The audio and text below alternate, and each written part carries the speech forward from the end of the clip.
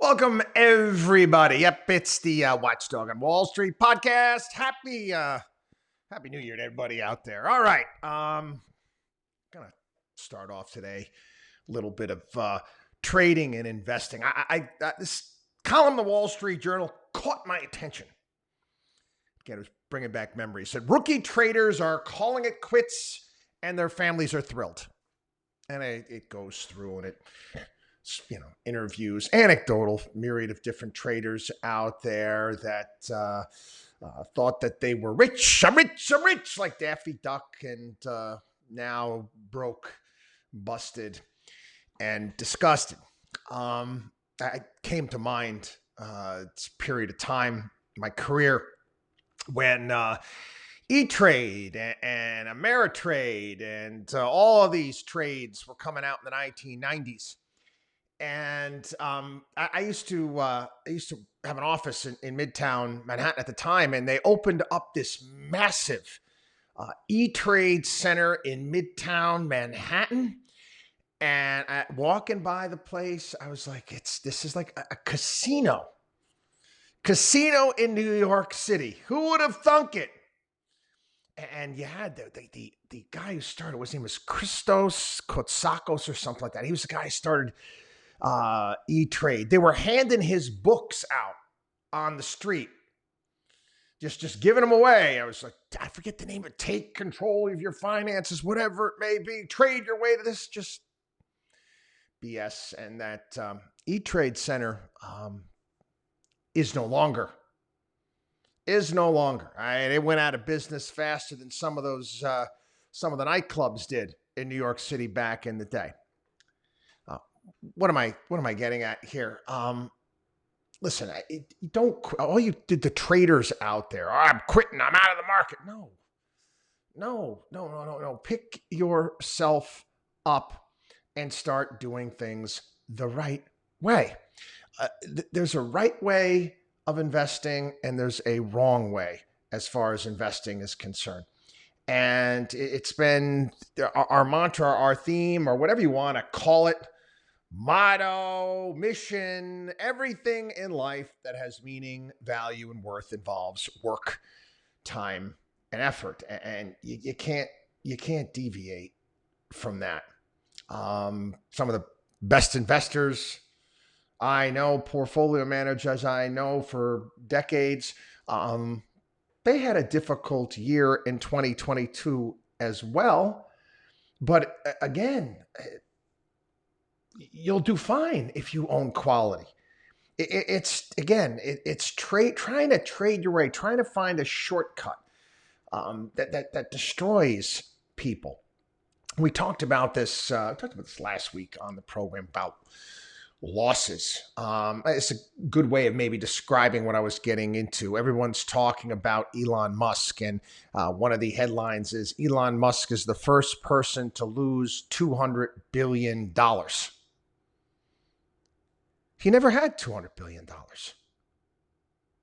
He had, he's got, hundreds of billions of dollars in Tesla shares, and that's worth something. But it's not dollars. You have to actually sell the stock to, get it into dollars. That's just how it works. And he didn't lose $200 billion. If he tried to sell $200 billion worth of stock, what would happen? It would crush the stock. It would drive the stock down. It's the same thing when it holds your portfolio. Let's say you were new to investing and you got in and you started putting your portfolio together back at the December of last year, December of 2021, and you're like, oh, merciful, I'm down 8%, 10%, 15% over the course of the year. My high quality companies are down. Don't worry. If you own high quality, you're going to be just fine. And in fact, even though, again, you didn't time the market properly, nobody does really. If you dollar cost average over the course of the year and you continue to, buy in on a regular basis, owning quality, when everything turns, you're going to come out on the other side and you're going to do well. I can't stress this fact enough that when markets are down, that is when real wealth is created. I don't know what's in store for 2023. I don't. Again, in 2022, I was kind of hoping and praying that the whole Russia-Ukrainian conflict would end quickly. We're going to get into this a little bit later on in the program. Right now, it seems to be escalating. Stuff happens. Okay? Back in September of 2021, I was waiting to go into work on September 11th. Going in my office in downtown Manhattan when, my wife calls me and tells me, there's something going on. Things like this happen, okay? That's the reality, okay? You want to call it a black swan, whatever it may be, not necessarily. But again, how do you make it through difficult periods? How you make it through, god-awful terrorist attacks, wars in Europe, credit crunches. I mean, there's so many things that I've dealt with throughout our career. How you deal with it is you own quality. And you have to understand that the world doesn't end.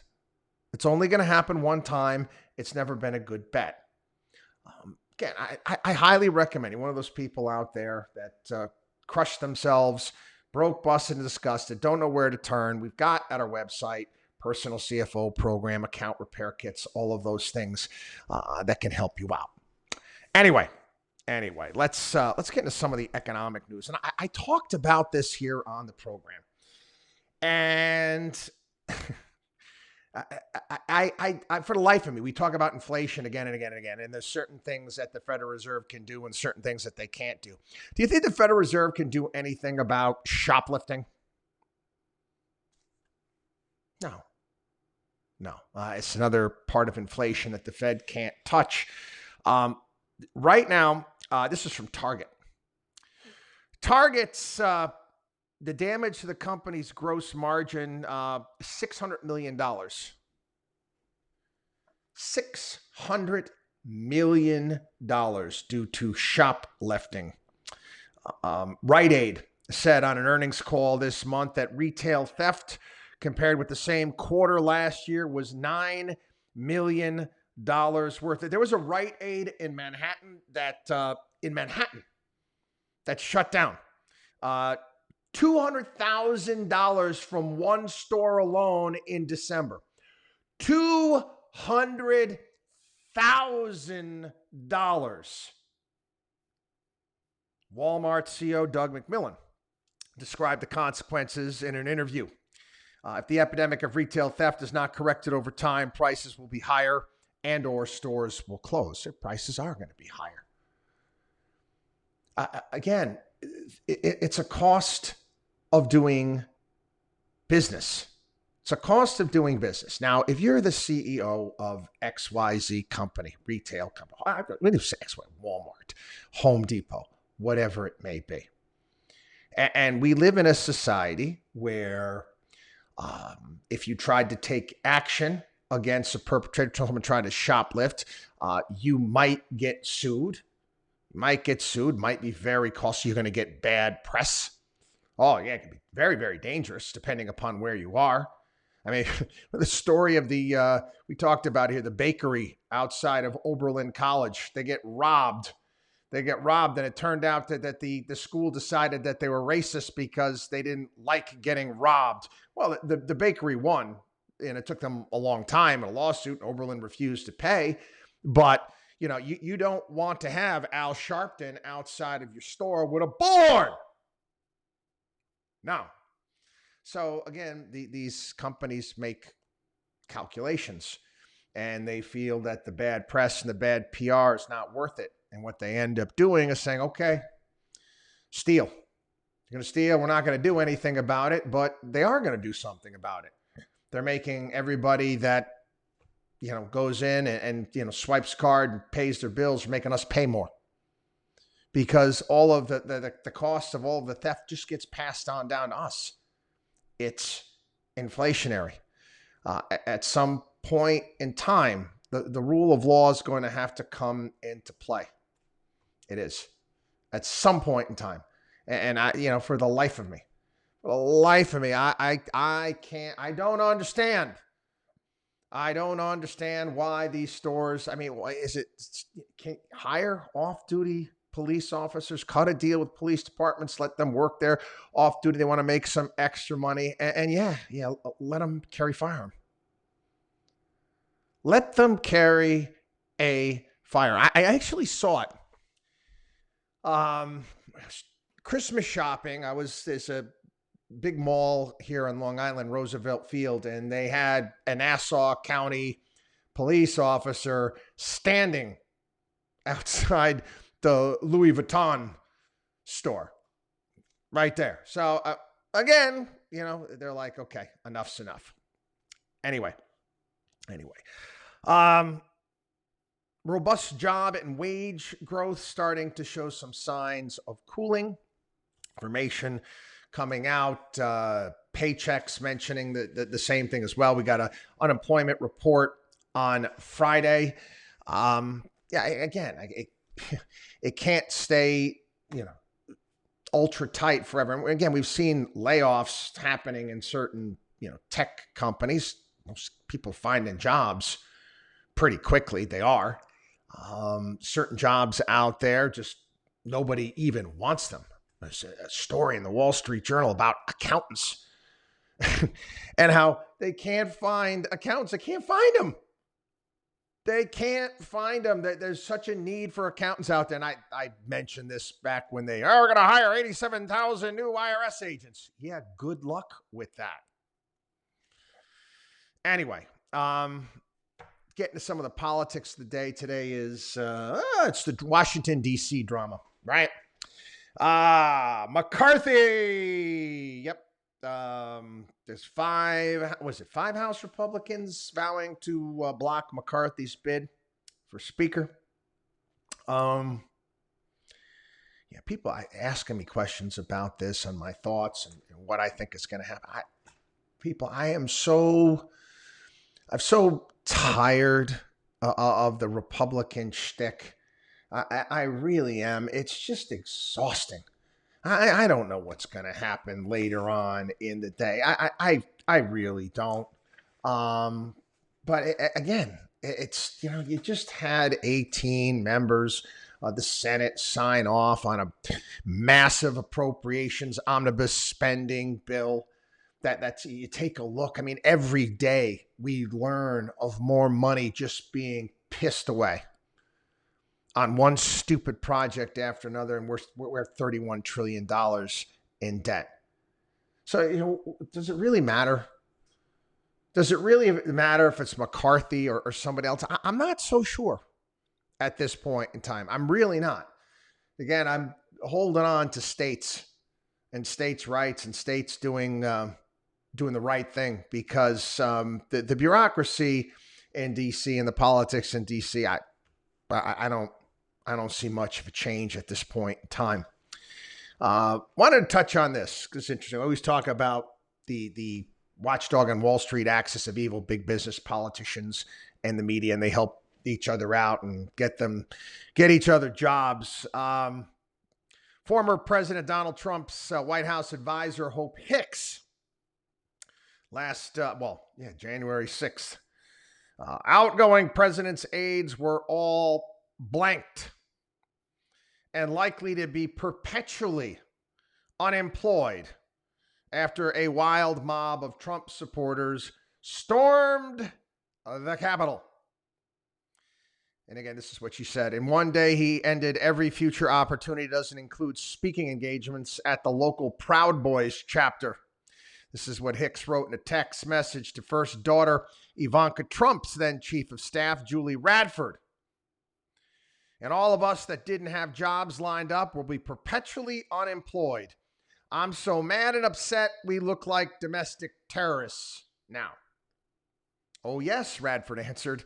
I've been crying for an hour. Yeah, more of these text messages are coming out, and it doesn't look good. Actually, Donald Trump floated the idea over the course of the weekend that he might run on a third party ticket.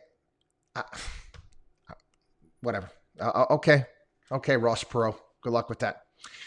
Yeah. And again, why do I get upset with the Republican Party and the so-called conservatives out there? George Santos.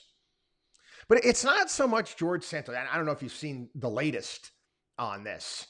If messing around with funky numbers in regards to campaign expenditures, only recording a part of the bills so you could keep it under the limit where you actually had a report on what was going on. 13,000 Hyatt hotels, West Palm Beach, El Paso, 14,000 at a Queens restaurant, 38 grand on Delta Airlines. It's nuts. Some of this stuff that's going on here. This again, 29% of Santos' self-reported campaign spending was on fundraising, with 28% put towards advertising, 27% on administrative expenses, and 5% on travel.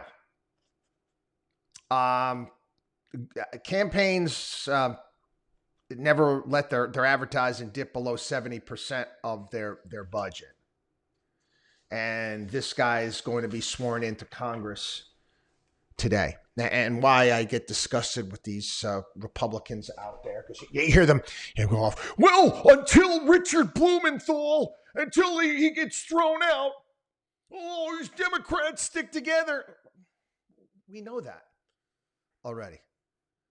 But aren't you supposed to kind of rise above, and aren't we supposed to try to be better than the other side?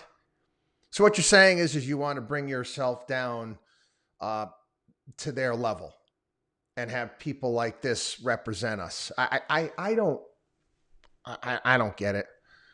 I really don't. I like to win as much as the next person. I always look at this. Look at it. Would you be happy if your kid was lying like this and, well, everybody else is doing it? No, it's wrong. It's wrong. And they should have a nice sit down with this fella. And I don't know. I talked to Bill Clinton and how they go about doing it. Bill Clinton, kind of comes into various different conversations, buddy, you're going to have to step down. I remember it was the case with, if you remember this, Bob Torselli, senator from New Jersey. I'm trying to remember the year with this. I had to be, I don't know, maybe 2002. I can't remember exactly. But anyway, Bob Torselli, the torch, all sorts of corruption. Bill Clinton, buddy, you're going to have to step down. And they brought back Frank Lautenberg. They actually got a judge in New Jersey to mess around with the ballot rules, and they put Frank Lautenberg on the ticket and took Torselli off. Anyway, as it turns out, no surprise here, Sam Bankman-Fried was meeting with senior White House officials right before the FTX collapse, about 5 times last year. 5 times. This freak show crypto wacko, 5 times. You're talking about access. You're meeting with senior White House officials. Now, we're told that they didn't talk politics. Yeah. And again, you wonder why. You wonder why the day before he was supposed to testify in front of Congress, you wonder why they decide to arrest him then, indict him at that point in time. Yeah. And again, I'm sure that the Republicans rolled into this as well. Anyway, the 93-year-old billionaire co-founder Home Depot went off doing an interview, Financial Times, railing against socialism and why nobody wants to work and warned capitalism is in dire straits. Bernie Marcus. Yeah, I'm a big, well, again, Bernie Marcus, Arthur Blank, Ken Langone. These guys are, yeah, they're huge. I mean, look at what they've accomplished in their life. But anyway, Bernie Marcus said Financial Times that nobody works, nobody gives a damn, blaming socialists and the woke people for the country's troubles. Just give it to me. Send me money. I don't want to work. I am too lazy. I'm too fat. I'm too stupid. Could have thrown drunk in there. You've been Dean Wormer from Animal House. And he added that if he tried to found Home Depot today, it wouldn't be able to do it. I've mentioned that before on the program as well. He said that it just, in today's environment, they may have been able to come up with maybe 12 to 15 stores.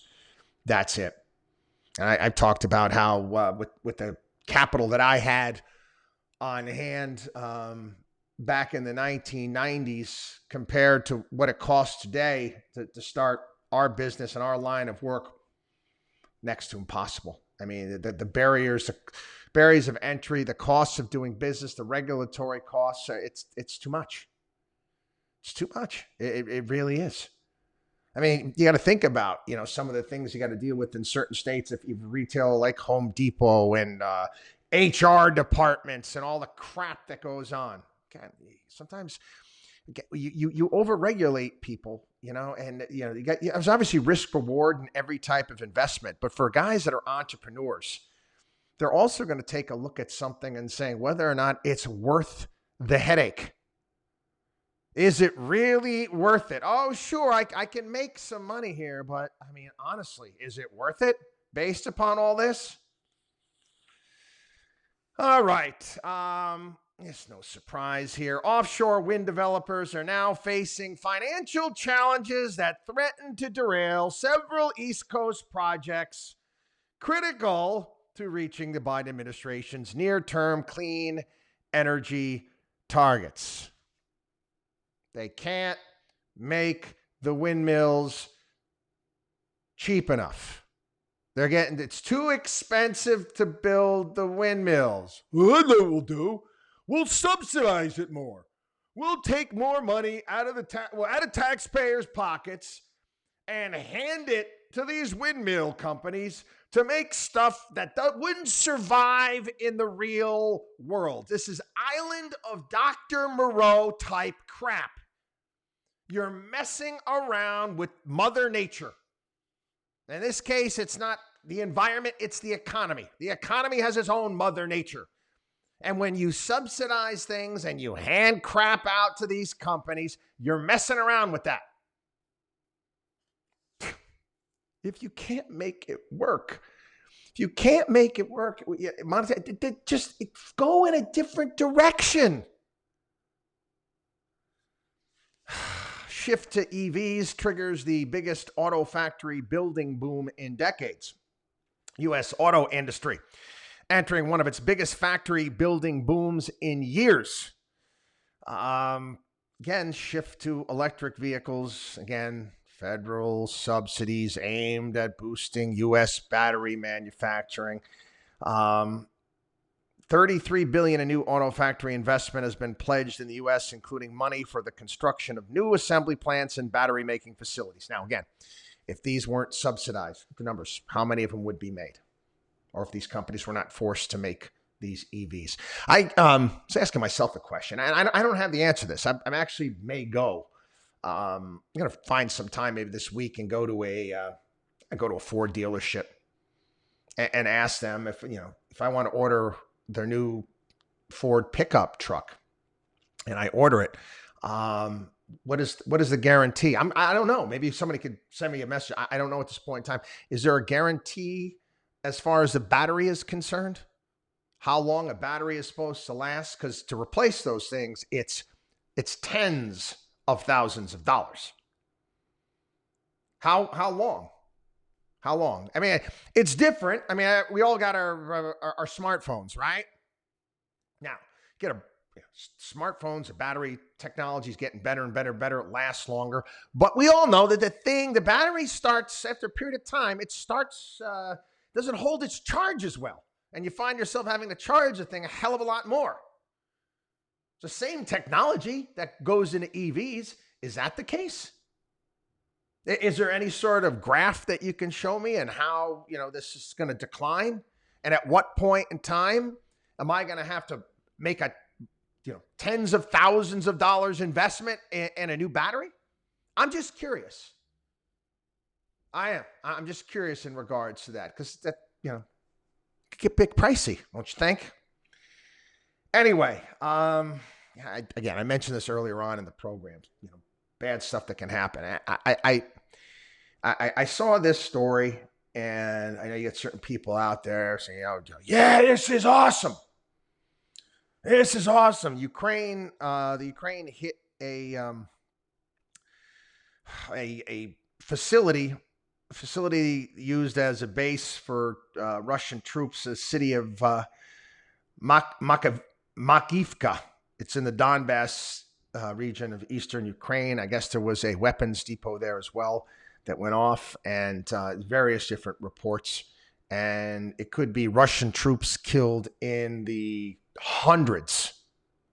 Russia's actually copping to 64, but everyone thinks it's a hell of a lot worse than that.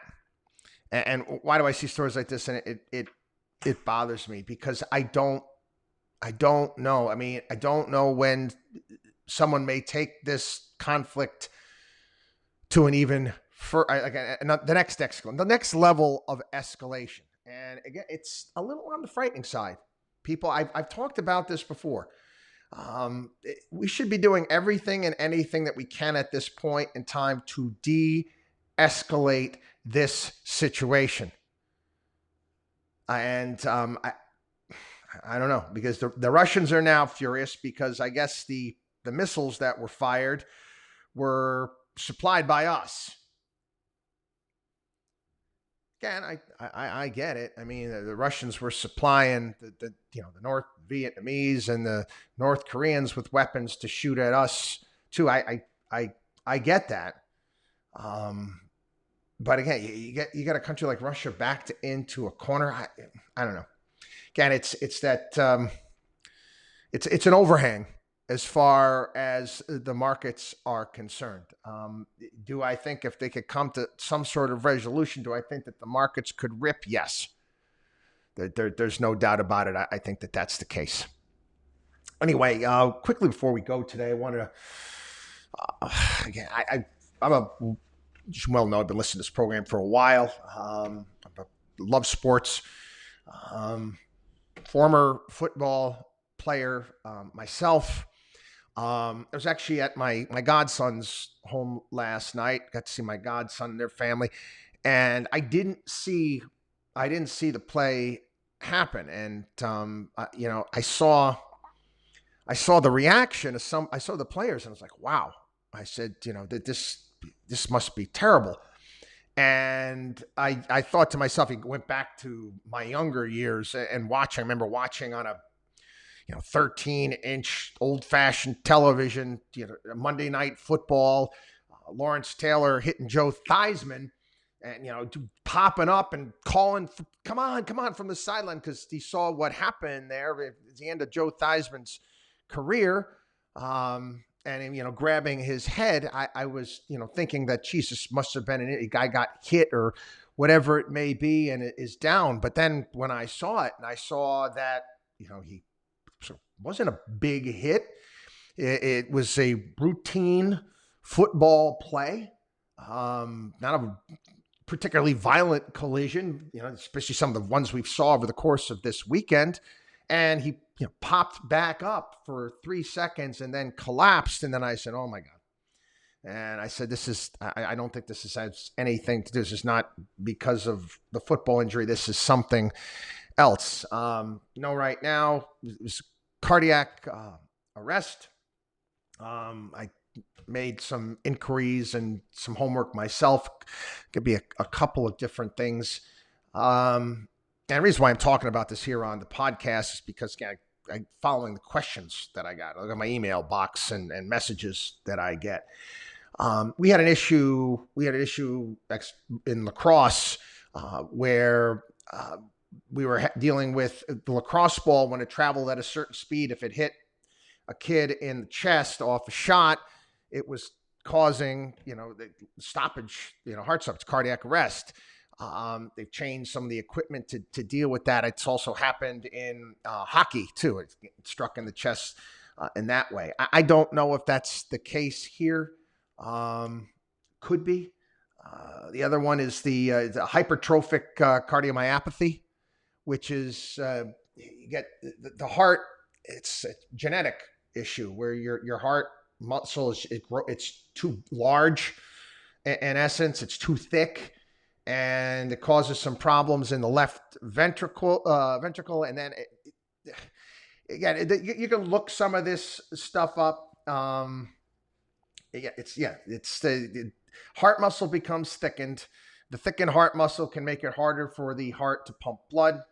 It goes undiagnosed because you don't have any symptoms. It's few and far between. If you do, it's, you maybe get some chest pain during exercise. You might faint, heart murmur. So it's very difficult. So again, and I looked this up. This is the leading cause of cardiac arrest for young people playing sports. So I don't know. The young man is 24 years old. I think, I heard this last night because I couldn't stop watching it. They had Ryan Clark, former football player, another former safety, ESPN commentator, analyst there, someone who got hurt pretty severely playing football as well. He actually has gallbladder and his spleen removed. You mentioned this comment. He said, when you're at 24 years old, you don't think you're ever going to die. It's you're not even thinking about it. You kind of, you're younger, you feel omnipotent. And again, my youngest son's still in high school. He plays football. My wife, sees this. I don't want him playing anymore. I'm like, you take a risk when you get out of bed in the morning. That's the reality. And this, football. Is it an offshoot of the Colosseum in Rome? Yeah, I would say it is. Again, certain people, they choose to do this. I mean, you go in and that there's risks. There's risk involved in playing the sport. Again, it was fascinating. And if you ever get a chance to go to Rome, the Colosseum is now it's a world-class museum. It's amazing. And you can book tours with, historians and it's great. And one of the things that's out there was on our tour was talking about the problems, because everybody's familiar with the movie Gladiator. And the idea that everyone that fought in the Colosseum was a slave, it's not true. It's not true. People volunteered. They wanted the glory of the entire thing. For some people, they say, I could never step in. I could never play that game of football. I get that. It's not for everybody. It isn't.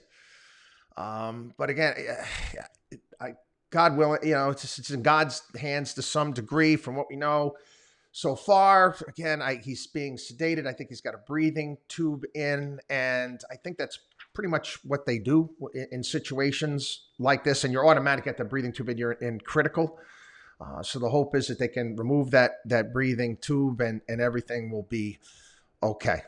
Again, hate awful things, hate seeing things like that. But anyway, have a great day, everybody. WatchDog on WallStreet.com. WatchDog on WallStreet.com is our site. We'll see you tomorrow.